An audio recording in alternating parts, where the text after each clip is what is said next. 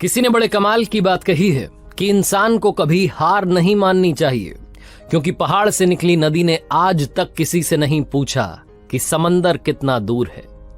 Hi guys, मेरा नाम है आरजे कार्तिक। आपके लिए एक छोटी सी कहानी एक ऐसे लड़के की जिसे नौकरी की तलाश थी। सेनापति उसका दोस्त था। वो चाहता था कि राजा के यहां पर कोई नौकरी मिल जाए। सेनापति के पास में हिम्मत करके पहुंचा। पहले तो उसको लग रहा था कि सेनापति से नौकरी मांगना सही नहीं है, लेकिन जब उसे कहीं से जॉब नहीं मिली तो उसे लगा कि अब दोस्त के पास चला ही जाता हूं। जाकर के कहा कि मुझे राजा साहब के यहां पर नौकरी दिलवा दो। सेनापति ने पूछा कि तुम्हें क्या आता है? तो लड़के ने कहा कि सब कुछ थोड़ा थोड़ा आता है, कुछ खास मुझे आता नहीं है। उस सेनापति ने कहा कि फिर तुम्हें यहां नौकरी कैसे मिलेगी? चलो ठीक है, राजा से मिल लेते हैं। राजा साहब के पास गए। राजा ने वही सवाल किया कि तुम्हारे अंदर कौन सी स्किल है? तो उस लड़के ने कहा कि ऐसे तो कोई खास स्किल नहीं है मेरे पास, लेकिन मुझे सब कुछ थोड़ा थोड़ा आता है, मैं मैनेज कर लेता हूं, कभी कोई काम अटकने नहीं देता हूं। राजा ने कहा ठीक है, रख लेते हैं लड़के को। उसे काम पर रख लिया गया, लेकिन उसे कोई काम दिया नहीं गया। बस ऐसे ही, क्योंकि सेनापति ने बोला था, तो एक होता है ना, जुगाड़ से नौकरी मिल गई, तो वो काम करने लगा। आता था, जाता था, थोड़ा बहुत काम राजमहल में कुछ होता था कर देता था, वरना उसे कोई खास काम नहीं दिया हुआ था। एक बार राजा को लगा कि इस लड़के को उस गांव में भेजते हैं जहां से हमारा पैसा बकाया है, थोड़ा तो काम में लेते हैं। तो उसे बुलाया गया और कहा गया कि सुनो, घोड़ा तैयार है तुम्हारे लिए, तुम निकल जाओ घोड़े पर बैठ करके। एक गांव है दूर पहाड़ के नीचे, वहां जाना।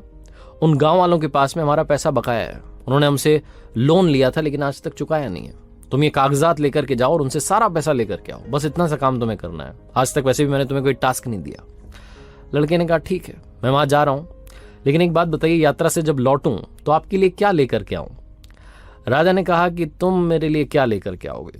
ये राजमहल घूम लो एक बार, तुम्हें जो लगता है कि जो चीज यहां पर नहीं है वो मेरे लिए लेकर के आ जाना। और राजा हंसने लगा। लड़के के दिमाग में बात फिट हो गई कि जो चीज इस राजमहल में नहीं है वो लेकर के आनी है। घोड़े पर सवार होकर के निकल गया, पहाड़ से नीचे उतरा, जो तलहटी में गांव था वहां पहुंचा। गांव वालों को लाइन से खड़ा किया और कहा कि देखा, राजा साहब ने मुझे भेजा है, आप लोगों का जो बकाया है वो चुकाने का वक्त आ चुका है। वो कागज लेकर के पढ़ने लगा कि इसका इतना बकाया, उसका इतना बकाया। जो गांव वाले बेचारे वहां पर खड़े हुए थे, उनकी आंखें नम हो गई। उनके पास में पैसा नहीं था, खाने के लिए पैसे नहीं थे, वो कहां से पैसे चुकाते? इस साल फसल भी अच्छी नहीं हुई थी। वो समझ नहीं पा रहे थे कि कैसे कहें कि हमारे पास पैसा नहीं है। सबकी आंखें नम थी, चुपचाप चेहरा लटका करके खड़े थे। इस लड़के को समझ में आ गया कि इन गांव वालों के पास में राजा का पैसा चुकाने के लिए पैसा नहीं है। शाम का वक्त था, लकड़ियां जल रही थी, सर्दी का वक्त था, अलाव लगा हुआ था। इस लड़के ने कहा कि सुनिए, आप सबका लोन जो है भूल जाइए, आपको राजा को पैसा देना ही नहीं है। जैसे इसने बोला, वो गांव वाले शॉक्ड थे कि क्या बोल दिया, हमारा लोन हमें देना नहीं है, पैसा वापस माफ कर दिया। लेकिन फिर उनके माइंड में आया कि कागज तो अभी बाकी है, जिस कागज पर हमारे अंगूठे लगे हुए हैं, राजा ये फिर से कागज लेकर के किसी और को भेजेगा, वो हमसे पैसे लेकर के जाएगा। ये सब उनके माइंड में चल रहा था।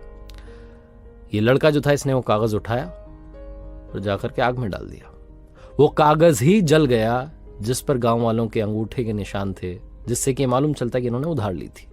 गांव वालों के चेहरे जो थे अब खुशी में झूमने लगे, वो नाचने लगे। उन्होंने कहा क्या बात है, आपने तो वाकई में लोन माफ कर दिया। राजा साहब को कहना, हमने बहुत सारी दुआएं भेजी हैं, बहुत सारा प्यार भेजा है। ये लड़का वहां से रवाना हुआ, राजमहल में पहुंचा। राजा से कहा कि गांव वाले आपको लोन नहीं चुका पाएंगे, उनके पास में पैसा नहीं है। राजा ने कहा कि आप पागल हो गए हो, क्या बात कर रहे हो, पैसा लेकर के नहीं आए?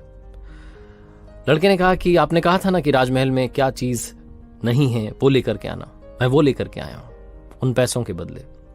राजा ने पूछा कि क्या नहीं है? तो इस लड़के ने कहा कि दुआएं नहीं है, प्यार नहीं है, आशीर्वाद नहीं है, बस वही आपके लिए उन गांव वालों का आशीर्वाद लेकर के आया हूं। राजा समझदार था, कुछ नहीं बोला, चुप रहा। कुछ दिनों के बाद में इस राजा पर दूसरे राजाओं ने मिलकर के अटैक किया। इतना भयंकर आक्रमण था कि इसे अपनी जान बचा करके भागना पड़ा।